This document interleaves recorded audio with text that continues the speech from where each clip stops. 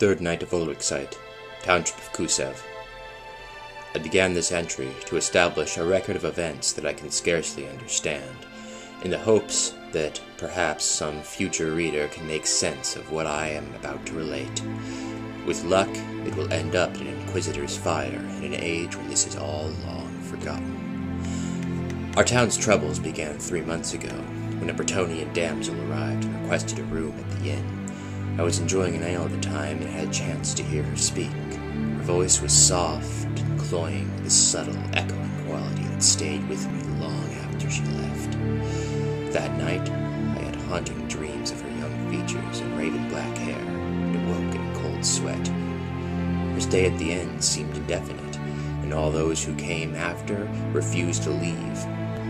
In our error, we accepted the good fortune of business and dismissed the cold wind that blew around the inn as an early winter. The reality of our dire situation came crashing down upon us when a night watchman returned from the Garden of Moor. He carried with him a bewitched inn guest who'd been robbing graves to bring back to Maid Genevieve. Within the hour, we'd assembled before the inn, prepared to put it to the torch. As we dragged the witch into the square to the priest at his stake, a small group, including myself, entered the inn cellar. When the intense smell of rotting flesh hit our nostrils, I thought I knew what to expect. I was wrong. Inside, dozens of bodies, most old, but some fresh, were stitched and lashed together into an unholy and monstrous tangle, built up with scrap wood and long patches of dirty cloth. On the ground before it, an open tome rested before a series of symbols and candles. The companion took a single look before shouting a prayer and setting it ablaze. As the witch burned, she hurled curses and told us of a new empire, one of corpse and bone, of howling spirits and a great god of the undying. The witch is dead. Her ashes were scattered on unhallowed ground outside of town. I would like to think that the threat dies with her, but her heretical words are too dire to ignore. We have sent a rider to a nearby monastery to relay events to the witch hunter. I must now attempt to sleep, though the holy symbol outside my door no longer gives me the security it once did. 26th day of Ulrichsite, ruins of Kypris. I wish I could have provided more entries, as my recent life has been truly momentous. Unfortunately, today marks the first reprieve from a double-time march from Kusev to Telea. Where I had expected our rider to return with the witch hunter, I did not expect the entire knightly order that came alongside him. As the witch hunter set upon the burned woman's collected writings, our mayor received a writ from the captain of the knights. Written by the emperor himself, it called upon men to join him in a vital campaign against a new and terrible enemy of the empire. Every able body, including myself, joined. If loyalty to Emperor Franz were not enough, the recent horrors we've seen had convinced us all of the importance of this mission. After our march began, we stopped only twice, once to connect with a collection of dwarven allies, and again with an army of Bretonnian knights, at whose head marched a knight in brilliant green.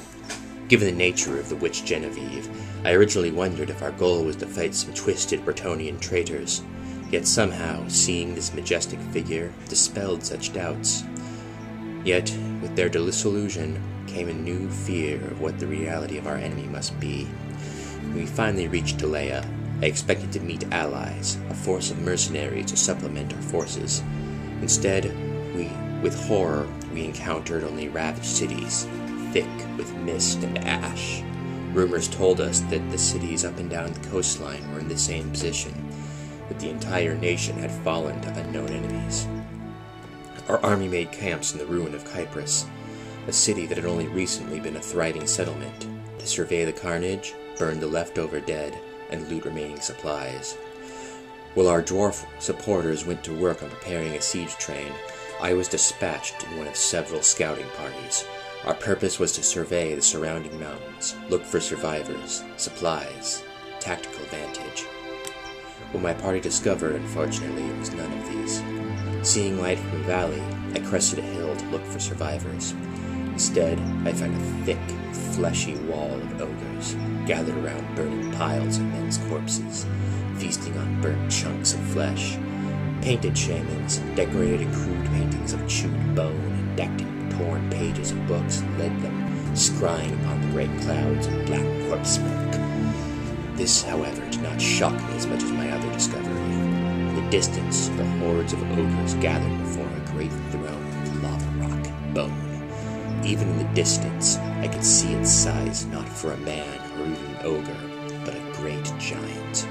I could not make clear details in the dark mist surrounding him, but I could see the vague shape of such a great figure, and felt overwhelming, terrifying dread. The witch mentioned a great god of the undying. I could no longer doubt her words. I returned with haste to my commander and reported my findings. They were passed up to our leaders, and the command soon came. Rest while you can. Tomorrow we march. Until now, my only comfort was that our army, dwarves and men, led by such figures as our great emperor and the illustrious Green Knight, could truly fear no force of darkness. Well, we may outnumber the ogres greatly, even considering their size. Before that dark god, I fear there may be no hope for the world of the living. So I set myself down for perhaps my last night's sleep. My last hope is that Sigmar watch over us, and at the very least, our deaths prevent the monstrous figure from laying waste to the homes we left behind.